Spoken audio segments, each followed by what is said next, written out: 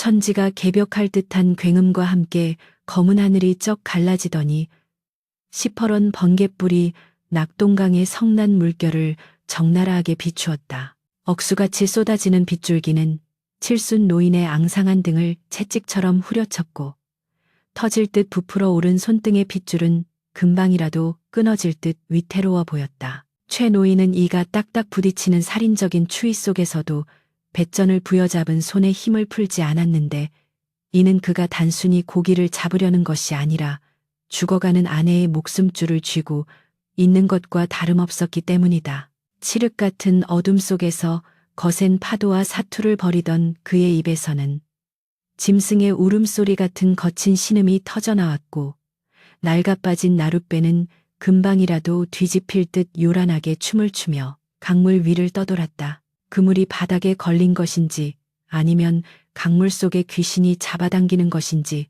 젖먹던 힘까지 짜내어 당겨보아도 그물줄은 팽팽하게 당겨진 채 꿈적도 하지 않았다. 이놈의 강물아, 나를 삼키려거든 차라리 삼켜라. 내 목숨 하나 내어주고 우리 할멈 살릴 수만 있다면 기꺼이 들어가마 죄.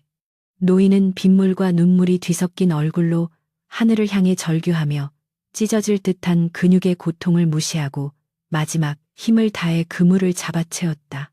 그 순간 강바닥 깊은 곳에서 무언가 묵직한 것이 꿈틀거리며 올라오는 느낌이 손끝을 타고 전해지더니 나룻배가 한쪽으로 급격히 기울어지며 최 노인의 몸이 강물 속으로 처박힐 뻔했다.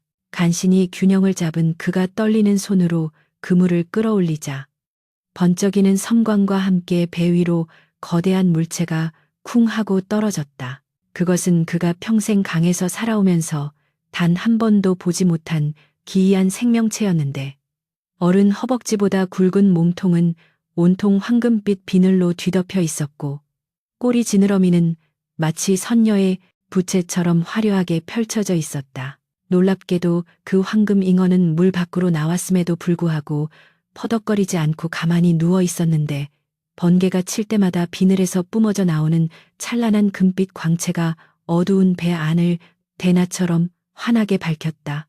최 노인은 눈앞에 믿기 힘든 광경에 넋을 잃고 주저앉아 자신의 거친 숨소리조차 잊은 채 멍하니 그 신비로운 물고기를 바라보았다. 이것이 꿈인가 생시인가 싶어 볼을 꼬집어 보기도 전에 최 노인의 눈에 잉어의 눈동자가 들어왔고 그는 등골이 오싹해지는 전율을 느꼈다. 그것은 물고기의 멍한 눈이 아니라 마치 천년을 산 도인처럼 깊고 슬픈 빛을 담은 사람의 눈과 너무나도 닮아 있었기 때문이었다. 잉어는 끔벅거리는 눈망울로 최 노인을 지그시 응시하고 있었는데 그 시선에는 원망이나 두려움이 아닌 말로 표현할 수 없는 애원과 처연함이 서려 있어 보는 이의 가슴을 저릿하게 만들었다. 최 노인은 불현듯 며칠째 쌀 한 톨 구경하지 못하고 냉방에 누워 피를 토하고 있을 아내의 얼굴이 떠올라 고개를 세차게 저으며 정신을 차렸다. 이보게 미안하네. 자네가 보통 물고기가 아니란 건 알겠네만 내 아내가 지금 사경을 헤매고 있어. 자네를 팔아서라도 약 한 첩 써봐야 하지 않겠나. 그는 떨리는 손으로 잉어를 잡으려 했지만 잉어의 눈에서 주르륵 흘러내리는 맑은 물방울을 보고는 감전된 듯 손을 멈추고 말았다. 그것은 강물이 묻은 것이 아니라 분명 잉어가 흘리는 뜨거운 눈물이었다. 최 노인의 마음속에서 격렬한 갈등이 폭풍우처럼 휘몰아쳤는데 굶주림에 지친 위장은 이 기회를 놓치지 말라 아우성쳤지만 평생을 죄 없이 살아온 그의 양심은 신령스러운 생명을 해쳐서는 안 된다고 외치고 있었다. 그는 거친 손으로 얼굴을 감싸쥐며 괴로워하다가 문득 자신이 젊은 시절 들었던 옛날 이야기 하나를 떠올렸다. 영물은 하늘이 내린 것이니 함부로 대하면 천벌을 받고 덕을 베풀면 복이 온다는 늙은 무당의 말이었다. 하지만 당장 내일 아침 아내가 싸늘한 주검으로 변해 있을지도 모른다는 공포가 그의 이성을 마비시키려 했다.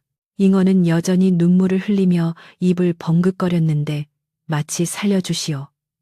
제발 살려주시오라고 사람의 말을 하는 듯한 환청마저 들려왔다. 최 노인은 긴 한숨을 내쉬며 하늘을 원망스럽게 올려다보았으나 보이는 것은 무심하게 쏟아지는 비와 칠흑 같은 어둠뿐이었다. 결국 그는 털썩 주저앉아 잉어의 매끄러운 몸통을 조심스럽게 쓰다듬으며 마치 자식에게 타이르듯 나직한 목소리로 중얼거렸다. 그래, 내가 졌다. 내 눈을 보고 어찌 칼을 대겠느냐.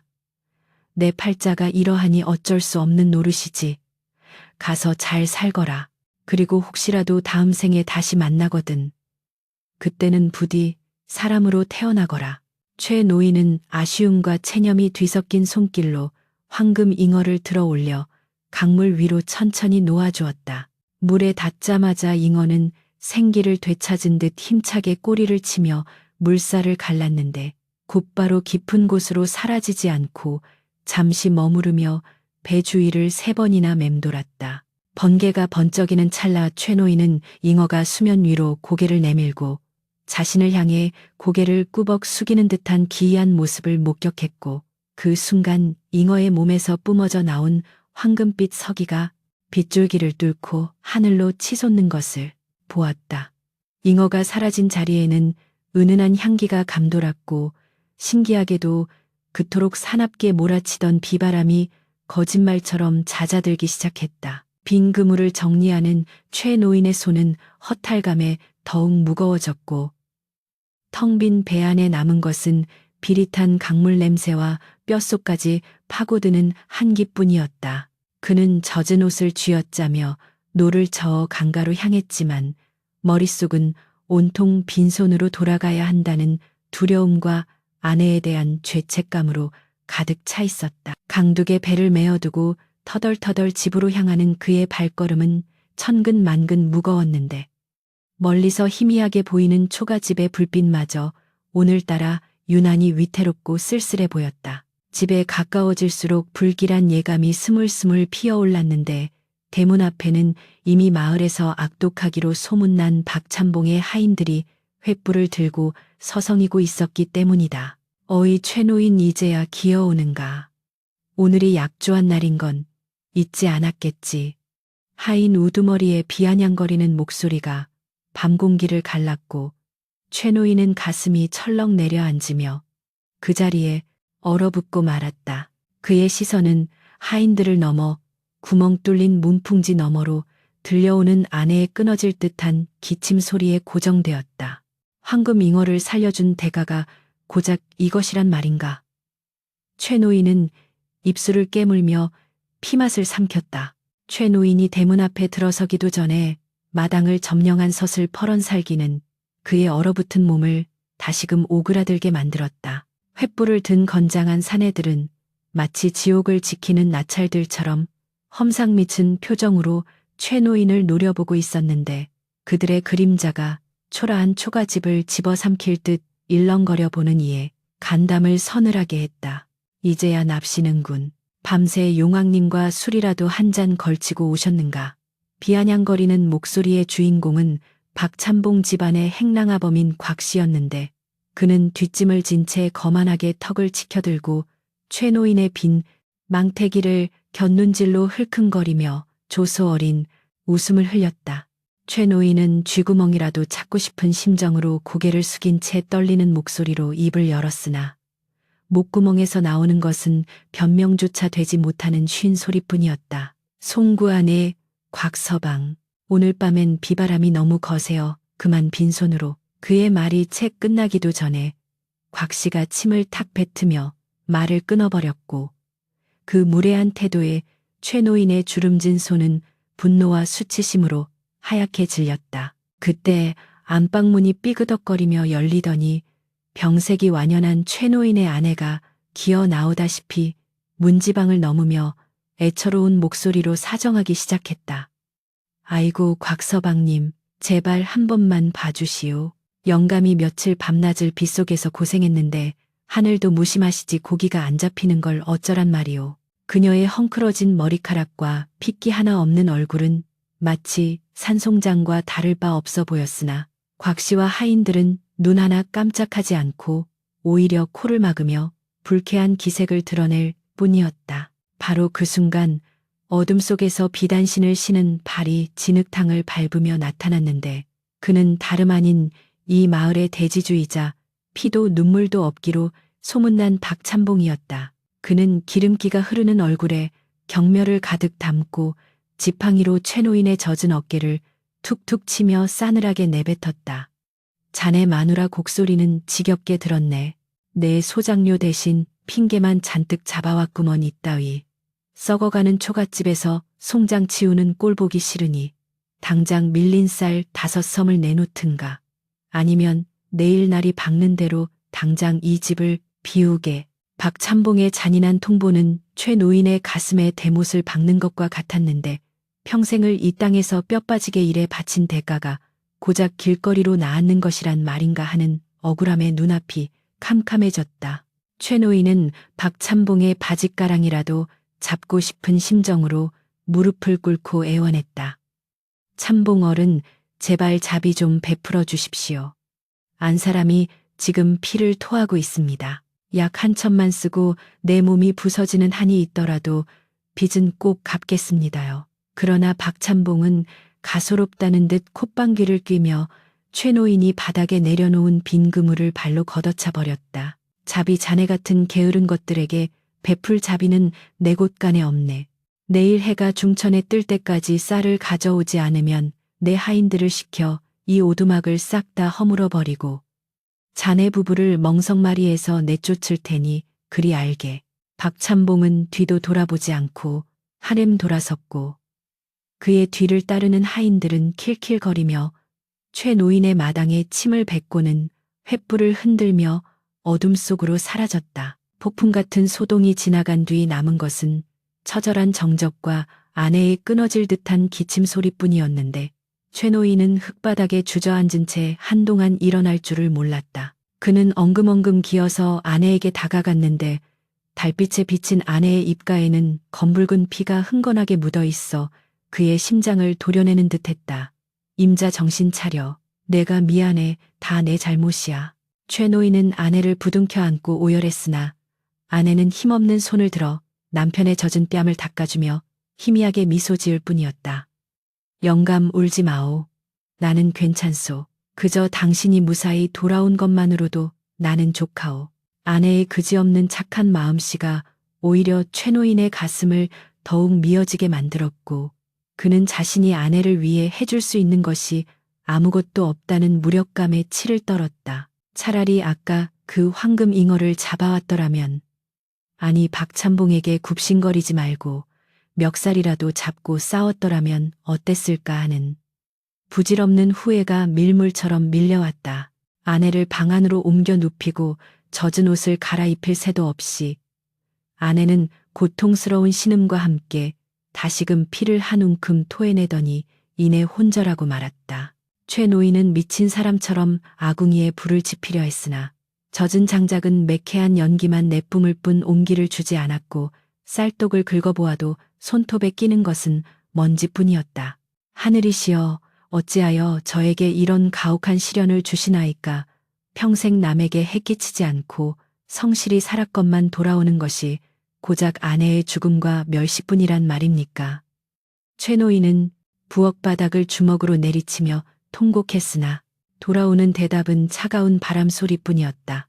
그는 불현듯 아까 강가에서 느꼈던 죽음의 유혹을 다시 떠올렸는데 더 이상 이 비참한 현실을 견딜 자신이 없었기에 차라리 모든 것을 끝내고 싶다는 충동이 강하게 일어났다. 그는 혼절한 아내의 얼굴을 마지막으로 한번 어루만진 뒤 비틀거리는 걸음으로 집을 나섰다. 새벽녘의 강가는 짙은 물 한 개로 뒤덮여 있어 마치 저승으로 가는 길목처럼 몽환적이고 스산했다. 최 노인은 넋나간 사람처럼 강둑을 걸었는데 그의 머릿속에는 오직 깊고 검푸른 강물에 몸을 던져 이 고통을 끝내야 한다는 생각뿐이었다. 강물은 어제보다 잠잠해졌지만 여전히 시커먼 입을 벌리고 그를 부르는 듯했고 그는 신발을 벗어 가지런히 놓은 뒤 눈을 질끈 감고 절벽 끝에 섰다. 임자, 나를 용서하오. 저승에 가서 못다 한 호강시켜 주리다. 그가 몸을 던지려는 찰나 갑자기 눈앞이 번쩍하더니 극심한 현기증이 몰려와 그는 중심을 잃고 풀밭 위로 쓰러지고 말았다. 며칠을 굶은 데다 극심한 스트레스를 받은 탓에 기력이 다해 정신을 잃은 것이었다. 의식이 흐릿해지는 와중에도 그는 강물 소리가 마치 자장가처럼 들려온다고 생각하며 깊은 잠 속으로 빠져들었다. 얼마나 시간이 지났을까? 최 노인은 꿈속에서 따스하고 찬란한 황금빛이 자신을 감싸는 것을 느꼈다.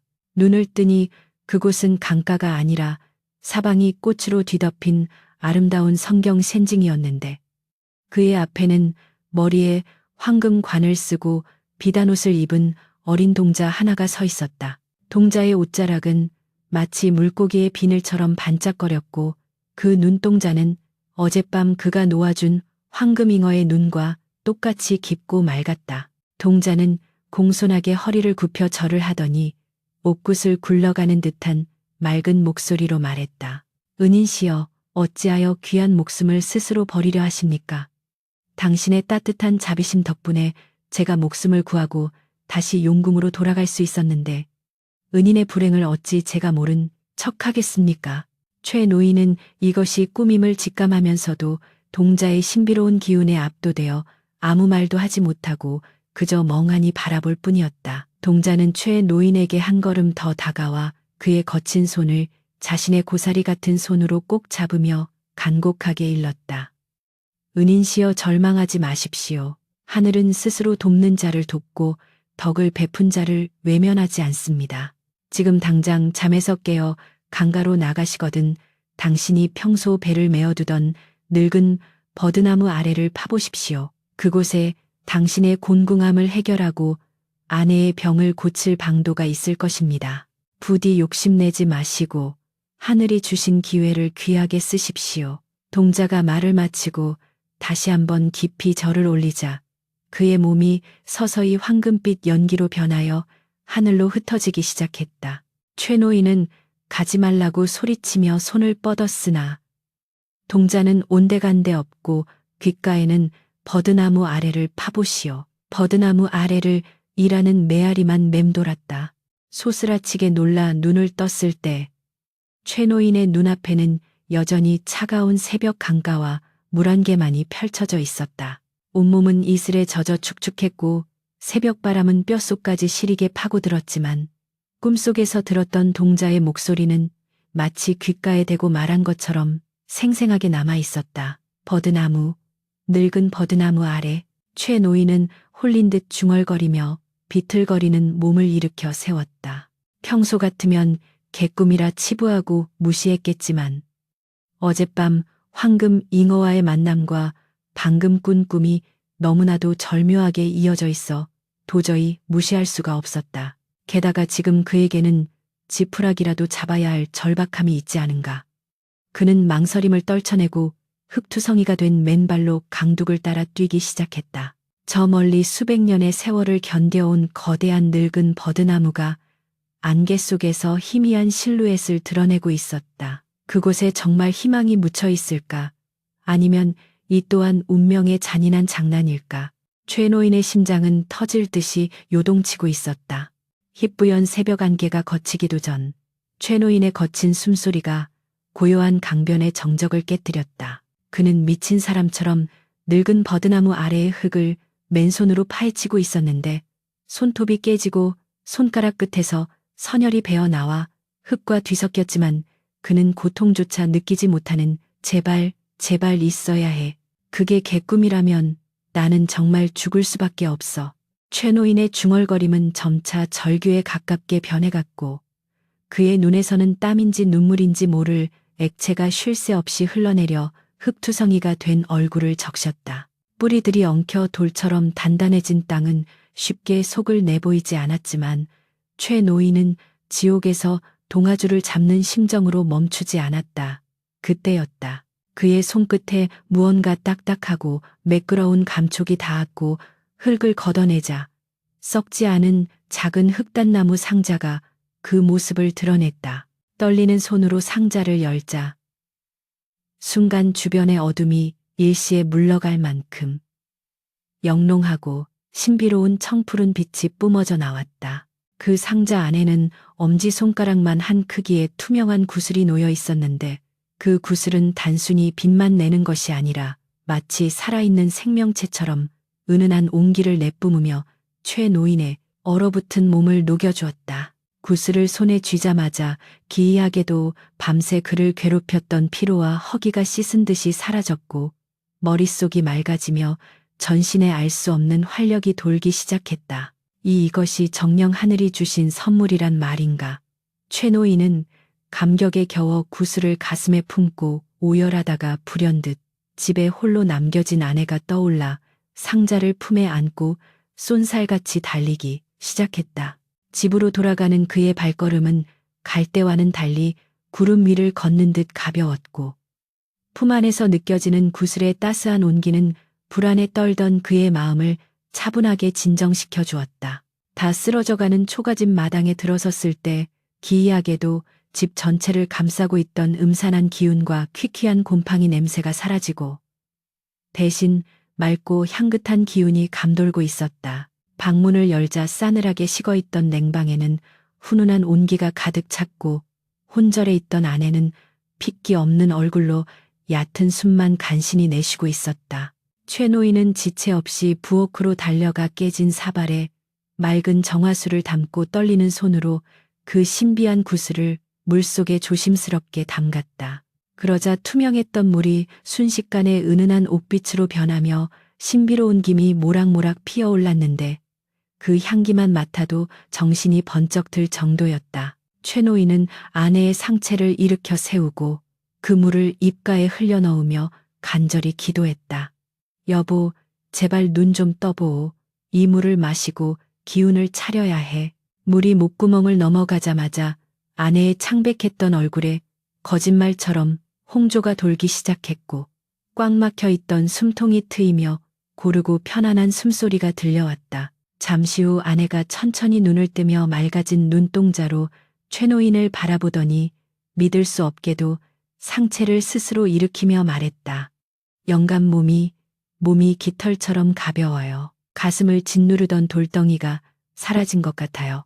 기적은 거기서 멈추지 않았으니 아내가 자리를 털고 일어난 후 최 노인의 시선은 텅 비어버린 쌀독으로 향했다. 아내의 병은 나았으나 당장 끼니를 때울 곡식이 없어 고민하던 그는 꿈속 동자의 말을 떠올리며 반신반의하는 마음으로 구슬을 쌀독 안에 넣었다.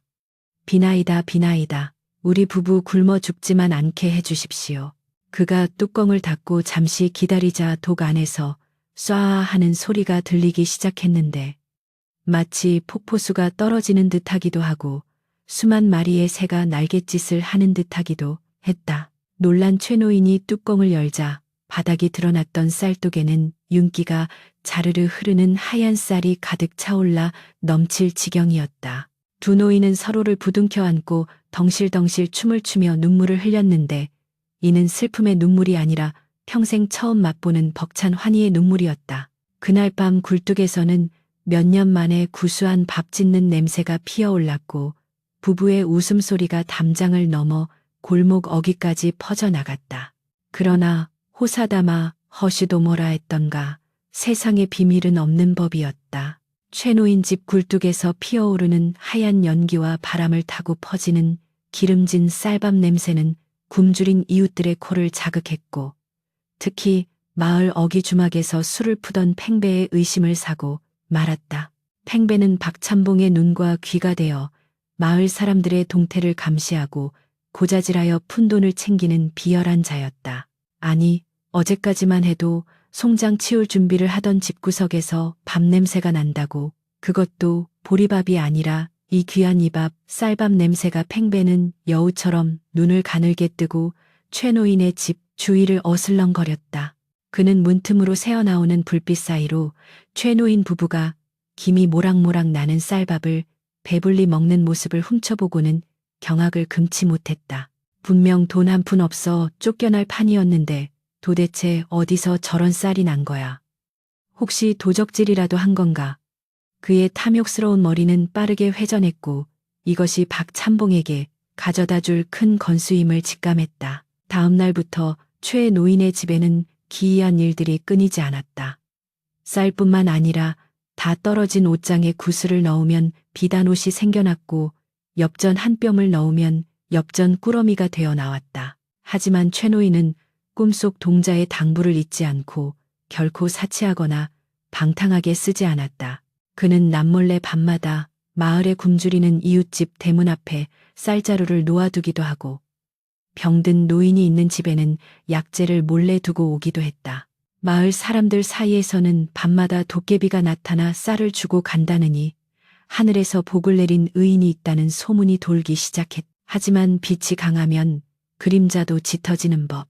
최 노인의 선행이 계속될수록 그 출처를 의심하는 시선들도 늘어만 갔다. 특히 팽배는 며칠간 최 노인을 미행한 끝에 모든 기적이 최 노인의 품속에 있는 작은 상자에서 비롯된다는 사실을 눈치채고 말았다. 어느 날 저녁 팽배는 헐레벌떡 박찬봉의 사랑방으로 달려가 납작 엎드렸다. 날이 대박입니다요. 그 찢어지게 가난하던 최 노인 놈이 갑자기 벼락부자가 된 연유를 알아냈습니다. 박찬봉은 기생의 무릎을 베고 누워 심드렁하게 귀를 후비며 물었다. 그 늙은이가 도적질이라도 했단 말이냐? 아니면 산삼이라도 캐먹었어? 팽배는 침을 튀기며 흥분된 목소리로 속삭였다. 산삼 정도가 아닙니다요. 제가 똑똑히 봤는데 그놈 품속에 도깨비 방망이 같은 요물이 있는 게 분명합니다. 쌀독에 넣으면 쌀이 쏟아지고 돈을 넣으면 돈이 불어나는 보물을 숨기고 있다니까요. 그 말에 박찬봉의 눈이 번쩍 뜨이며 탐욕스러운 광채를 내뿜었다. 그는 벌떡 일어나 앉으며 무릎을 탁 쳤다. 뭐라 화수분 같은 보물이라고 감히 천한 놈이 그런 귀한 물건을 가지고 있다니. 그건 필시 내 땅에서 나온 것이거나 내 창고에서 훔친 것이 분명하다. 박찬봉의 얼굴은 탐욕으로 일그러져 흉측하게 변해갔고 그는 즉시 관아의 형방과 포졸들을 부를 계략을 꾸미기 시작했다. 여봐라, 당장 관아에 연통을 넣어라. 내 집에 도적이 들어 갑오를 훔쳐갔는데 그 범인이 최 노인인 것 같다고 고발하겠다. 그리고 포졸들을 데리고 가서 그 집을 샅샅이 뒤져 그 요물을 찾아내라. 박찬봉의 고함 소리와 함께 평화롭던 최 노인의 집에 검은 먹구름이 몰려오고 있었다. 최 노인 부부는 자신들에게 닥쳐올 엄청난 재앙도 모른 채 그저 아내의 건강이 회복된 것에 감사하며 구슬을 닦고 또 닦아 장롱 깊숙한 곳에 숨겨두고 잠자리에 들었다. 밤하늘의 달빛이 구름에 가려지고 멀리서 불길한 올빼미 울음소리가 들려오는 밤이었다. 구슬은 상자 안에서 마치 다가올 위기를 경고하듯 평소보다 더욱 붉고 강렬한 빛을 내뿜으며 파르르 떨고 있었다. 와장창 고요한 밤의 정적을 찢어 밝히는 소리와 함께 낡은 살인문이 산산조각 나며 마당으로 나뒹굴었다. 마치 굶주린 늑대떼가 양우리를 덮치듯 관아의 포졸들이 시뻘건 횃불을 휘두르며 좁은 마당으로 들이닥쳤고 그들의 거친 발소리는 대지를 뒤흔드는 지진과도 같았다. 잠결의 날벼락을 맞은 최 노인과 그의 아내는 속옷 차림으로 끌려나와 차가운 마당 흙바닥에 내동댕이 쳐졌는데 포승줄에 묶인 두 손목은 살점이 떨어져 나갈 듯 조여들었고 공포에 질린 아내의 비명소리는 밤하늘을 처절하게 갈랐다. 네 이놈들 감히 여기가 어디라고 행패냐. 최 노인이 쉰 목소리로 저항하려 했으나 억센 포졸의 군홧발이 그의 등을 짓밟으며 흙바닥에 얼굴을 처박게 만들었다. 흙먼지와 비릿한 피냄새가 코를 찔렀고 눈앞에는 일렁이는 횃불, 그림자가 마치 지옥의 불길처럼 어지럽게 춤을 추고 있었다. 그 아수라장 한가운데 비단 의자에 거만하게 앉아 이 모든 광경을 즐기고 있는 자는 다름 아닌 박찬봉이었다. 그는 입가에 비릿한 미소를 머금은 채 곰방대를 탁탁 털며 발밑에 엎드려 떨고 있는 최 노인을 벌레 보듯 내려다보았다. 최신 천한 것들이 주제도 모르고 날뛰더니 꼴 좋구나. 여봐라, 이 도적놈들에게 곤장을 칠 준비를 하라. 박찬봉의 호통에 옆에 서 있던 팽배가 간사한 웃음을 흘리며 맞장구를 쳤다. 아묘, 나리, 감히 나으리 댁의 가보를 훔쳐다가 호의호식하다니. 능지처참을 해도 모자랄 놈들입니다요. 최 노인은 기가 막혀 고개를 번쩍 들고 외쳤. 도적이라니요. 평생 남의 것 탐하지 않고 살아온 우리 부부에게 이게 무슨 날벼락입니까? 하늘이 무섭지 않소. 그의 눈에서는 억울함에 피눈물이 솟구쳤으나 돌아오는 것은 곤장, 더미와 조롱 섞인 비웃음뿐이었다. 박찬봉은 콧방귀를 뀌며 부채를 쫙 펼쳐들었다. 하늘 내놈이 훔친 그 요상한 구슬이 내 집 창고에 있던 보물이 아니라고 발뺌할 테냐. 내 눈과 귀가 멀었다고 생각지 마라. 쌀독에서 쌀이 쏟아지고 비단이 나온다는 소문을 내 모를 줄 알았더냐. 그건 내 조상 대대로 내려오던 화수분이니라. 썩 내놓지 않으면 내 놈들 부부의 뼈를 추려 강물에 던져버리겠다. 그것은 명백한 모함이자 날조였으나 권력과 재물을 쥔 자의 말은 곧 법이요 진리인 세상이었다. 마을 사람들은 담장 너머로 이 참혹한 광경을 지켜보면서도 박찬봉의 서슬퍼런 위세에 눌려 누구 하나 나서서 최 노인을 변호하지 못한 채 발만 동동 구를 뿐이었다. 최 노인은 절망적인 눈빛으로 아내를 바라보았고 아내는 공포에 질려 파랗게 질린 입술로 남편의 이름을 부르며 흐느꼈다. 이 잡듯이 뒤져라 기둥뿌리를 뽑아서라도 찾아내. 박찬봉의 명령이 떨어지기가 무섭게 포졸들은 짐승처럼 달려들어 집안을 쑥대밭으로 만들기 시작했다. 세간살이는 마당으로 내던져져 박살이 났고 아궁이는 파헤쳐졌으며 장독대는 깨져서 파편이 사방으로 튀었다.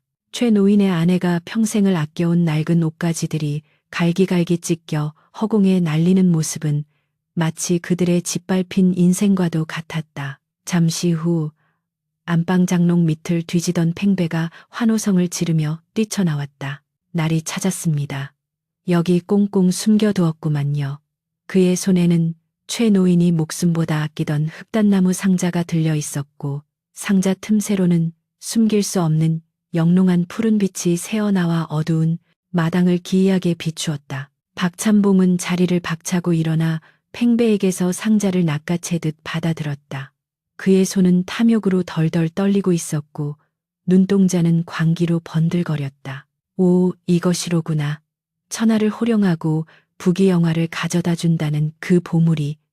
박찬봉이 상자 뚜껑을 열자 그 안에 얌전히 놓여있던 투명한 구슬이 모습을 드러냈다. 구슬은 마치 주인의 위기를 감지한 듯 평소의 온화한 빛 대신 서늘하고 날카로운 냉기를 뿜어내고 있었다. 최 노인은 묶인 몸을 꿈틀거리며 필사적으로 소리쳤다. 안 됩니다. 그것은 사람의 욕심으로 취할 수 있는 물건이 아닙니다. 하늘이 주신 물건에 사악한 마음을 품으면 큰 화를 입을 것입니다. 제발 돌려주시오. 그러나 이미 탐욕의 눈이 먼 박찬봉의 귀에 그런 경고가 들릴 리 만무했다. 그는 광소광셔를 터뜨리며 최 노인의 얼굴에 침을 뱉었다. 닥쳐라. 하늘이 주셨다고 하늘은 힘있는 자의 편이다.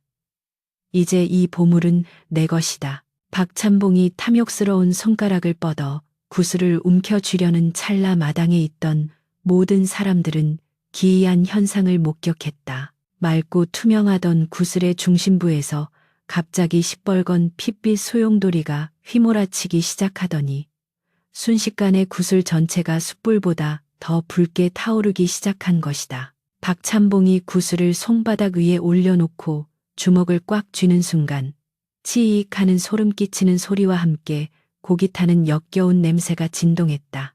으아악 뜨거워. 이게 뭐야. 박찬봉은 비명을 지르며 구슬을 던져버리려 했으나 마치 구슬이 손바닥에 달라붙기라도 한 듯 떨어지지 않았다. 구슬은 점점 더 뜨거운 열기를 내뿜으며 박찬봉의 살을 파고들었고 그의 손은 순식간에 검게 타들어가기 시작했다. 그와 동시에 맑았던 밤하늘에서 우르릉 쾅하는 천둥 소리가 벼락같이 내리꽂혔다. 구름 한 점 없는 하늘에서 떨어진 마른 벼락 꼰템필렉. 하룬 마당 한가운데 솟아있던 솥대를 정확히 명중시켜 반으로 쪼개버렸고 그 충격으로 땅이 울리고 횃불들이 일제히 꺼져버렸다. 삽시간의 마당은 아수라장으로 변했다. 귀신이다. 하늘이 노했다. 포졸들은 혼비백산하여 무기를 버리고 우왕좌왕했고 팽배는 공포에 질려 바지에 오줌을 지리며 뒷걸음질 쳤다. 박찬봉은 타들어가는 손을 부여잡고 바닥을 뒹굴며 짐승 같은 비명을 질러댔다. 살려줘. 내 손이 탄다. 제발 이것 좀 떼어줘. 그의 고통스러운 몸부림에 하인들이 달려들어 떼어내려 했으나 구슬에 손을 대는 자마다 화상을 입고 튕겨나갔다. 최노인은 멍하니 그 광경을 바라보았다. 붉게 타오르던 구슬은 박찬봉의 손을 완전히 태우고 나서야 스스로 바닥으로 굴러 떨어졌는데 흙바닥에 떨어진 구슬은 다시 언제 그랬냐는 듯 본래의 청아하고 투명한 옥빛으로 돌아와 있었다. 그러나 그 빛은 이제 따스함이 아니라 서리빨 같은 엄중함을 품고 있어 감히 그 누구도 가까이 다가갈 엄두를 내지 못했다. 고통에 몸부림치던 박찬봉은 거품을 물고 기절해버렸고 그의 화려했던 비단옷은 흙탕물과 핏물로 엉망이 되어 있었다. 방금 전까지 위세등등하던 권력자의 모습은 온데간데 없고 그저 탐욕의 대가를 치른 초라한 인간 하나가 널브러져 있을 뿐이었다. 그때 하늘에서 굵은 빗방울이 하나둘 떨어지기 시작하더니 이내 장대비가 되어 쏟아져 내렸다. 그 비는 마치 더러워진 땅을 씻어내려는 듯 세차게 몰아쳤고 불타는 듯한 고통 속에 신음하던 박찬봉의 열기를 식혀주었다. 포승줄이 느슨해진 틈을 타 아내에게 기어간 최노인은 떨리는 손으로 아내의 어깨를 감싸 안았다. 임자 보았소. 하늘이, 정말로 하늘이 보고 계셨소. 아내는 눈물범벅이 된 얼굴로 고개를 끄덕이며 바닥에 영롱하게 빛나고 있는 구슬을 경외심 어린 눈으로 바라보았다. 혼란 속에서 정신을 차린 포졸 우두머리가 두려움에 떨며 소리쳤다. 이건 보통 일이 아니다. 저 노인이 요술을 부린다. 도망쳐 겁에 질린 그들은 기절한 박찬봉을 짐짝처럼 들쳐 업고는 뒤도 돌아보지 않고 주랭랑을 쳤다. 순식간에 텅 비어버린 마당에는 빗소리와 최노인 부부의 거친 숨소리만이 남았다. 최노인은 조심스럽게 몸을 일으켜 빗물에 젖은 구슬 앞으로 다가갔다. 방금 전 악인을 심판하던 그 무시무시한 열기는 온데간데 없고 구슬은 다시금 최노인에게 따뜻하고 부드러운 기운을 내뿜고 있었다. 그는 무릎을 꿇고 구슬을 두 손으로 받쳐들며 어둠 속의 하늘을 향해 깊이 머리를 조아렸다. 이것은 단순한 재물이 아니라 인간의 마음을 비추는 거울이자 선과 악을 구별하는 하늘의 눈임을 뼈저리게 깨달았기 때문이었다. 비는 그치지 않고 계속 내렸지만 최노인의 가슴 속에 응어리졌던 한과 두려움은 빗물과 함께 씻겨 내려가고 있었다. 그러나 그는 알고 있었다. 이 구슬이 있는 한 또 다른 탐욕이 그들을 노릴 수도 있다는 것을. 이제 그는 선택해야만 했다. 이 신비한 힘을 계속 곁에 둘 것인가, 아니면 본래 있어야 할 곳으로 돌려보낼 것인가. 폭풍우가 휩쓸고 지나간 다음 날 아침, 마을은 마치 전쟁이 끝난 폐허처럼 고요했으나 사람들의 입은 들끓는 가마솥처럼 요란하게 움직이고 있었다. 박찬봉이 한밤중에 벼락을 맞아 손이 숫덩이처럼 타버렸다는 소문은 삽시간에 꼬리에 꼬리를 물고 퍼져나갔고 그가 최노인의 집에서 도깨비의 저주를 받아 실성했다는 이야기까지 더해져 마을 사람들은 두려움에 떨면서도 한편으로는 통쾌함을 감추지 못했다. 하늘이 무심치 않다더니 그 악독한 박찬봉이 드디어 천벌을 받았구먼. 사람들은 삼삼오오 모여 수군거렸고 그동안 박찬봉의 위세에 눌려 숨죽여 살던 이들은 최노인의 집 쪽을 향해 경외심 어린 시선을 보내기 시작했다. 최노인의 집마당에 꽂혀있던 반으로 쪼개진 솥대는 그날 밤에 처절했던 심판을 증명하는 유일한 흔적으로 남아오가는 이들의 발길을 멈추게 했다. 그 시각 최노인과 그의 아내는 부서진 살림살이를 정리하는 대신 방 한가운데 놓인 구슬을 두고 깊은 고민에 빠져 있었다. 영감이 물건은 우리 같은 늙은이들이 감당하기엔 너무나 무겁고 무서운 물건이요. 박찬봉 꼴을 보시구려. 욕심을 부리다가는 저리 큰 화를 당하지 않소. 아내의 걱정 어린 말에 최 노인은 고개를 끄덕이며 굳은 결심을 한 듯 입을 열었다. 임자 말이 맞소. 이 구슬은 내 것이 아니라 하늘이 잠시 내게 맡겨둔 것일 뿐이지. 내 목숨을 살리고 당신 병을 고쳐주었으면 그것으로 족한 것을 더 이상의 재물을 탐한다면 우리 또한 박찬봉과 다를 바가 무엇이겠소. 허나 당장 이것을 강물에 돌려주기에는 아직 이 마을에 굶주리고 병든 이들이 너무나 많소. 최 노인의 눈빛은 단호하면서도 따뜻하게 빛나고 있었다. 내 이 구슬의 힘을 빌려 마지막으로 세상의 빚을 갚고 가겠소. 그것이 그 황금 잉어와 동자가 내게 바라는 바일게요. 그날 이후 마을에는 기이한 도깨비의 선행이 다시 시작되었다. 그러나 이번에는 그 규모와 방식이 전과는 확연히 달랐다. 밤마다 가난한 집에 쌀독이 채워지는 것은 물론이요. 며칠 밤낮으로 뚝딱거리는 소리가 들리더니 마을 앞을 가로막던 위험한 썩은 나무다리가 하룻밤 사이에 튼튼한 돌다리로 바뀌어 있는가 하면 장마철마다 범람하여 농사를 망치던 개울가에는 튼튼한 제방이 쌓여 있었다. 사람들은 이것이 산신령의 조화라 믿으며 제를 올렸지만 그 모든 일의 배후에 최 노인이 있다는 사실을 눈치챈 이는 아무도 없었다. 최 노인은 남들의 눈을 피해 깊은 밤구슬의 힘을 빌려 재물을 마련하고 멀리서 인부들을 사서 몰래 공사를 진행시켰던 것이다.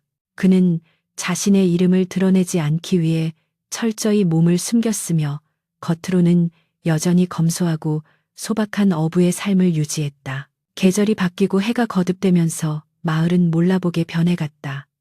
흉년이 들어도 굶어 죽는 사람이 없었고 병자가 생기면 어디선가 귀한 약재가 문 앞에 놓여 있었다. 마을 사람들의 얼굴에는 찌든 가난 대신 여유와 웃음이 피어올랐고 인심이 흉흉했던 마을은 살기 좋은 동네로 소문이 나타지에서 사람들이 이사올 정도가 되었다. 한편 손을 쓰지 못하게 된 박찬봉은 집안에 틀어박혀 괴로워하다가 결국 화병으로 세상을 떠났고 그가 독점했던 농밭은 소작농들에게 헐값에 분배되거나 관아에 귀속되어 마을의 공동 경작지가 되었다. 최 노인은 그 모습을 지켜보며 인과응보의 엄중함에 다시 한번 몸을 떨었고 자신은 결코 그 힘에 취하지 않으리라 다짐하며 매일 밤 구슬을 향해 절을 올리고 마음을 닦았다. 어느덧 10년이라는 세월이 흘러 최 노인의 머리에는 하얀 서리가 내려앉았고 허리는 굽어 지팡이 없이는 걷기 힘들게 되었다. 평생을 함께해온 아내 또한 기력이 쇠하여 자리에 눕는 날이 많아졌다. 어느 화창한 봄날 아내는 최 노인의 손을 꼭 잡고 평온한 미소를 지으며 말했다. 영감 참으로 고마웠소. 그 구슬 덕분에 덤으로 얻은 삶 당신과 함께 베풀며 살 수 있어서 더없이 행복했소.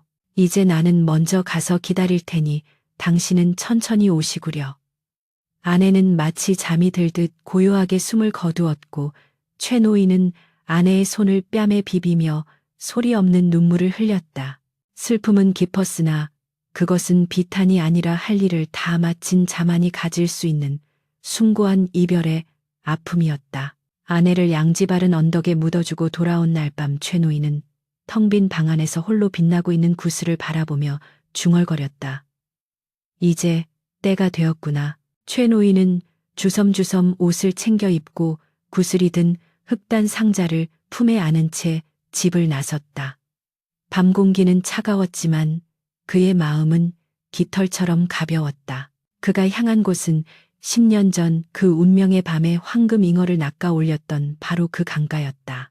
강물은 세월의 무상함을 비웃기라도 하듯 여전히 유유히 흐르고 있었고 밤하늘의 달빛은 강물 위에 긴 은빛길을 만들어 놓고 있었다. 최 노인은 강가에 서서 지난 날을 회상했다. 가난과 절망에 허덕이던 시절 잉어와의 만남 그리고 구슬을 얻고 겪었던 파란만장한 일들이 주마등처럼 스쳐 지나갔다. 고맙네. 자네 덕분에 원 없이 살았어. 많은 사람을 살렸고 내 영혼 또한 구원을 받았네. 그는 떨리는 손으로 상자를 열어 구슬을 꺼내었다. 구슬은 마지막 작별을 아는 듯 그 어느 때보다 찬란하고 부드러운 빛을 뿜어내며 최 노인의 주름진 손바닥을 따스하게 감쌌다. 자, 이제 본래의 주인에게 돌아가거라. 인간 세상의 욕심에 더럽혀지지 말고 용궁으로 돌아가 영원히 빛나거라. 최 노인은 온 힘을 다해 구슬을 강물 한가운데로 던졌다. 구슬은 허공에 아름다운 포물선을 그리며 날아가더니 소리 없이 물속으로 빨려 들어갔다. 그 순간 잠잠하던 수면이 크게 일렁이더니 강물 속에서 거대한 황금빛 기둥이 솟아올랐다. 최 노인이 눈을 가늘게 뜨고 바라보니 10년 전 그가 놓아주었던 바로 그 황금 잉어가 아니 이제는 잉어라기보다 용에 가까운 신비로운 자태를 한 영물이 물 위로 튀어오르고 있었다. 녀석의 비늘은 달빛을 받아 눈이 부시게 빛났고 긴 수염은 바람에 흩날리고 있었다. 황금잉어는 공중에서 우아하게 몸을 비틀며 최 노인을 향해 깊이 고개를 숙였는데 그 눈빛은 여전히 사람의 그것처럼 깊고 그윽한 감사를 담고 있었다. 허허허 잘 지냈는가? 그래 이제 다 끝났네. 어서 가시게. 최 노인은 잉어를 향해 손을 흔들어 주었다. 잉어는 마지막으로 화려한 물보라를 일으키며 강물 깊은 곳으로 사라졌고 강 위에는 은은한 무지개만 남았다. 모든 것이 끝났다는 안도감이 밀려오자 최 노인의 다리에서 힘이 풀렸다. 그는 강변의 늙은 버드나무에 등을 기대고 편안하게 앉았다. 강물 소리는 자장가처럼 부드러웠고 밤하늘의 별들은 마치 아내의 눈동자처럼 반짝거렸다. 임자, 나도 이제 가오. 최 노인의 입가에 평온한 미소가 번졌다. 그의 고단했던 숨결은 밤바람 속에 자연스럽게 녹아들었고 감은 눈꺼풀 위로 따스한 달빛이 내려앉았다. 다음 날 아침 강가에 나갔던 마을 사람들은 버드나무 아래에 마치 잠든 것처럼 편안하게 앉아있는 최 노인을 발견했다. 그의 얼굴은 살아생전보다 더욱 맑고 환하게 빛나고 있었고 그 주위에는 설명할 수 없는 향긋한 꽃향기가 감돌고 있었다. 사람들은 그가 세상을 떠났음을 깨닫고 슬퍼했지만 동시에 그가 평범한 사람이 아니었음을 아마도 하늘에서 내려온 신선이었을지도 모른다고 수군거렸다. 마을 사람들은 최 노인을 아내의 묘 옆에 나란히 묻어주고 그 앞에 작은 비석을 세워 그의 숨은 덕행을 기렸다. 세월이 흘러 비석은 이끼에 덮이고 사람들의 기억은 희미해졌지만 낙동강변의 그 마을에는 여전히 전설 같은 이야기가 전해져 내려온다. 비바람이 치는 밤이면 황금 잉어가 나타나 착한 사람을 돕고 욕심 많은 자는 경계한다는 이야기. 그리고 강물 어딘가에는 여전히 세상을 비추는 푸른 구슬이 잠들어 있다는 이야기가 할머니의 할머니로부터 손자의 손자에게로 끊임없이 이어져 오고 있는 것이다.